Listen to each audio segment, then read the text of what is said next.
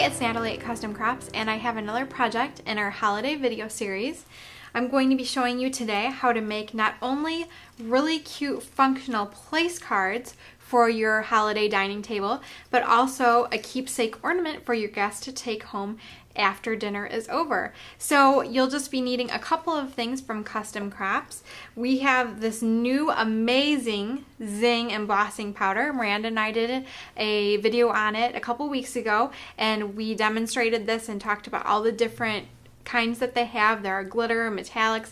This is a glitter one and it's gold and it is perfect for the holidays.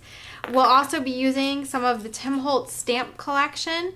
This is called Festive Sounds, and we'll be using the music score right here on this corner for what goes inside our ornament. And we'll also be using some Jelly Bean craft paper. I love this paper. Even for something as fancy as this paper still works. It's really a cool and fun product. And then of course we'll also be using our Winter Woodland cartridge today. We used it to cut out the shape for the tag where the name is, and just a really fun cartridge and something that you have to have. So let's get started with this project. So the first step is to prepare our paper, and we're going to be using a Holtz stamp, and I've got it mounted on my rock blocks. And I've got my big embossing pad here, so I'm just going to get my stamp nice and inked up, and I'm going to just start stamping my pattern onto my paper.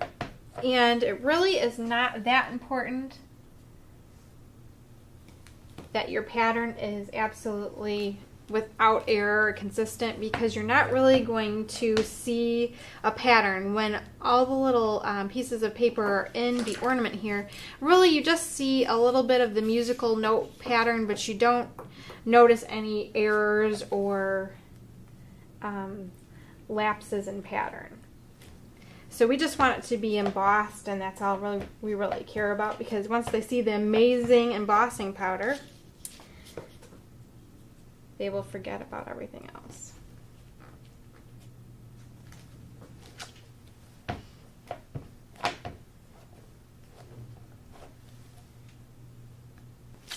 Okay. And then you want to just sprinkle on your amazing embossing powder.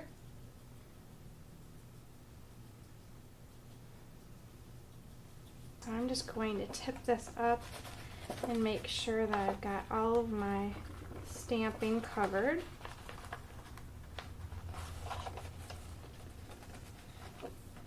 Okay, and get all my excess off. How sparkly and pretty is that?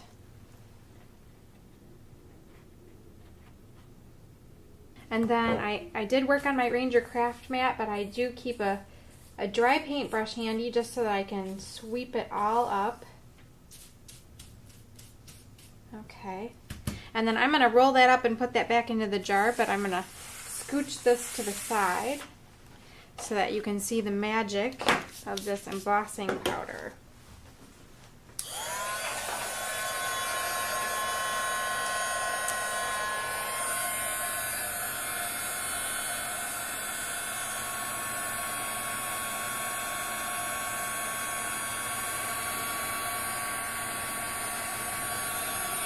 And you can see when I've embossed it and when it's melted, it changes color a little bit. This corner down here I've worked on already, and you can see that's nice and shiny, and then this over here is still a little bit dark in color.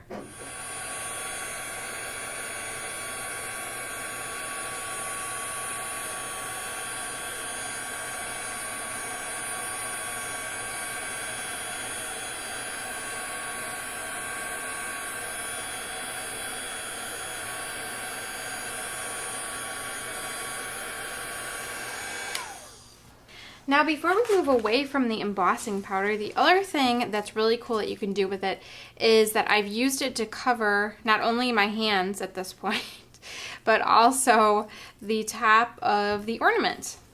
Because it was originally silver, just like this one, and it doesn't match my color scheme. So I'm going to pull that off, and you probably should find a safe spot for your ornament somewhere. And first we're going to just give it a good coat of some metallic paint.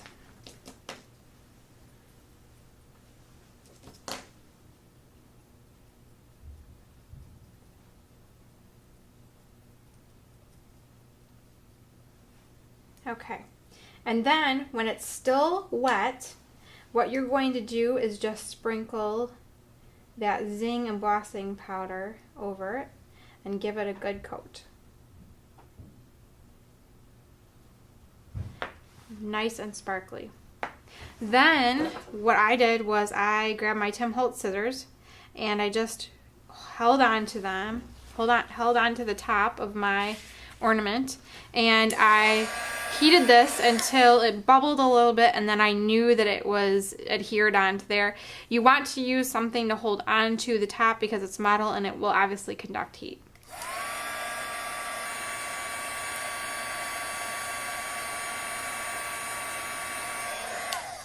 Okay, so then that is done, and you can set that aside until you're ready to put your ornament top on. So in order to get my strips of beautifully embossed paper into my ornament, I need to do two things. I need to cut them into strips, and then I also need to wrap them around something small like a paintbrush or a pencil and stick them into my ornament.